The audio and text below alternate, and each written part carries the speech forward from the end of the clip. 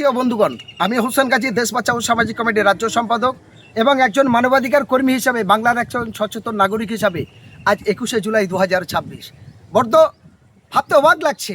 একই বাংলার মানুষের অবস্থানটা কোন জায়গায় ভাবুন। আজ বাংলার মানুষের জীবন নিয়ে ছিনিমিনি খেলছে, আর বাংলার মা মাটি মানুষ। আমি একটা ভিডিও করছি এমন একটা গ্রামের জায়গায়, অত্যন্ত গ্রাম, একদম আমার পেছনে মাঠ। এই মাঠেতে কি হয় জানেন? এই মাঠে হয় শাক সবজি, ধান চাল ইত্যাদি সবজি ফসল। এখান থেকে হয় মাছ ইত্যাদি চাষ, কারণ এই চাষের মধ্যে দিয়ে গোটা পৃথিবীর মানুষ এই সবুজ মাঠের ফসল খেয়ে তাদের জীবিকা নির্ভর করে। গোটা বাংলার মানুষ, সারা পৃথিবীর মানুষ এই জমি, এই কৃষি জমি, এই মাঠের ফসল থেকে তাদের জীবন চলে, প্রাণ চলে। আর এই প্রাণ চলানোর এই মাঠ, এই মাটি, এই জল, এই সবুজ নিয়ে ছিনিমিনি খেলছে বাংলার মানুষ নয়, গোটা পৃথিবীর মানুষের সঙ্গে প্রতারণা করছে, চিটিংবাজি করছে, ধোঁকাবাজি করছে। কে? মমতা বন্দ্যোপাধ্যায় দীর্ঘদিন করেছে। নাম দিয়েছিল কি? মা মাটি মানুষ। মায়ের সঙ্গে বেইমানি, মাটির সঙ্গে বেইমানি, হাওয়ার সঙ্গে বেইমানি, চরম অন্যায় করেছেন সেই মমতা বন্দ্যোপাধ্যায়, যাকে আমি চিটিংবাজ বলে আজ আখ্যা দিচ্ছি।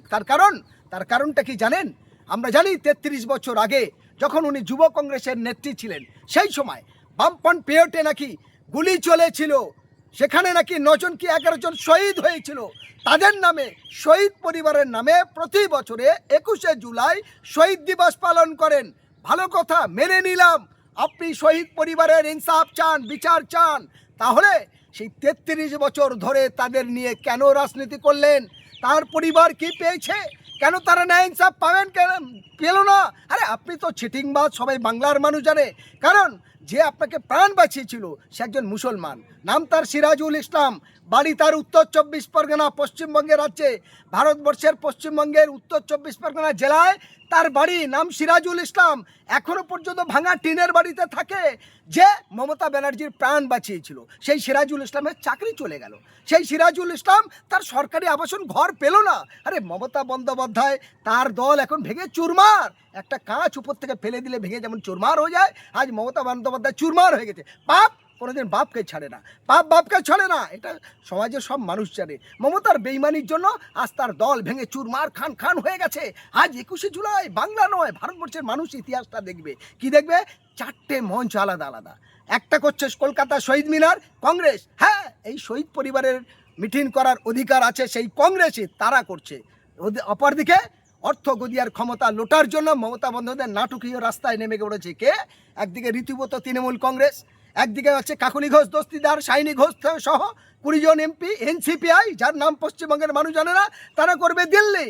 আরেকজন কে করবে? মমতা বন্দ্যোপাধ্যায় করবে পিজি হসপিটালের অপোজিটে। ফলে ভাবতে অবাক লাগছে। আমি বলতে চাই, আরে বাংলার মুখ্যমন্ত্রী তো আপনিই ছিলেন, বাংলার পুলিশ মন্ত্রী তো আপনিই ছিলেন, বাংলার স্বরাষ্ট্রমন্ত্রী আপনিই ছিলেন, আইন আপনার হাতে ছিল, কেন সেই পরিবারকে বিচার দিতে পারলেন না?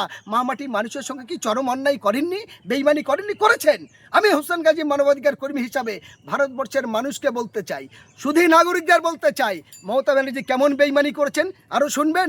সেই যে খুনের ফাইল, স্বরাষ্ট্র দপ্তরে তিনি ছিলেন, তিনি পুলিশ মন্ত্রী, মুখ্যমন্ত্রী, স্বাস্থ্যমন্ত্রী, সমস্ত দপ্তর তার থাকার পরে ওই যারা শহীদ হয়েছিল তাদের মঞ্চে বসে বারবার ফটো তুলেছে, বিভিন্ন নিউজে খবর হয়েছে, অথচ তার মায়ের চোখের পানির দাম দিতে পারেনি।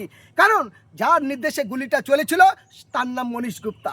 তাকে আদর করে এনে মমতা ব্যানার্জি নিজের কাছে বসিয়েছে, তাকে আদর করে এনে নিজের দপ্তরের মন্ত্রী বানিয়েছেন।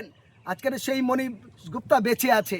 আমি ধন্যবাদ জানাই শুভেন্দু অধিকারীকে, কারণ তিনি বিরোধী হলেও তিনি বলেছেন ওই পরিবার যদি আমার কাছে বিচার চায় আমি বিচার দেব, ফলে আমি তাদের চাকরি দেব, তাদের সাজা দেব, অর্থ দেব। আমি ধন্যবাদ জানাই নূতন মুখ্যমন্ত্রী। তবে একটা জিনিস বলি, এই শুভেন্দু অধিকারী দীর্ঘদিন ধরে মমতার হাতে তৈরি। আপনা না হলে দাপটা ভাঙে না। মমতা বন্দ্যোপাধ্যায় বাংলার মানুষের সঙ্গে যেমন অন্যায় করেছো, অভিষেক ব্যানার্জি সহ তৃণমূলের সব নেতারা এখন নিজেদের কে কত গদি পাবে, কে কত অর্থ পাবে, অর্থ গদিয়ার ক্ষমতার জন্য একটা পরিবারের নিয়ে তিনটে শহীদ মঞ্চ হচ্ছে। হাসি লাগছে, মজা লাগছে। মা মাটি মানুষের যাত্রা, নাটক, থিয়েটার আজ গোটা বাংলা নয়, সারা পৃথিবীর মানুষ তাই দেখছে। আর আজ সেই সবুজ জায়গায় দাঁড়িয়ে মা মাটি মানুষের সঙ্গে বেইমানি এবং অন্যায় চরম বিশ্বাসঘাত করার দায়ে মমতা বন্দ্যোপাধ্যায় চুরমার আজ কাঁদছে, হাউ হাউ করছে। আজ একাধিক মামলায় তার দলের নেতারা ইট খাচ্ছে, জুতো খাচ্ছে, ডিম থেরাপি খাচ্ছে। কেন? তাদের অর্থ গদিয়ার ক্ষমতার লোভের জন্য। মমতা যেমন বাংলার মানুষের সঙ্গে চরম বেইমানি করেছেন, অন্যায় করেছেন, একাধিক কেস খেয়েছেন, একাধিক মানুষকে ফাঁসিয়েছেন, তার দলের নেতারা আজ সেভাবেই অপমানিত হচ্ছে। মনে রাখবেন, গাছ, চাঁদ, সূর্য, পৃথিবী এক জায়গায় দাঁড়ায় না, মানুষ, সোনা দানা, গালিবাড়ি এক জায়গায় থাকে না, অন্যায় কোনোদিন মুছে না, পাপ কোনোদিন বাপকে ছাড়ে না। আজ মমতার সেই সাজা। আমি হোসেন গাজী তাই বলবো, আগামী দিনে প্রত্যেকটা মানুষকে চুরি, ডাকাতি, দুর্নীতি, সমাজ বিরোধী কাজের থেকে সাবধান থাকেন, নাহলে আপনারও এরকম দান আসবে। রাজনৈতিক ক্ষমতা চিরদিন টেকে না, পাপ কোনোদিন বাপকে ছাড়বে না। হুঁশিয়ার থাকুন বাংলার মানুষ।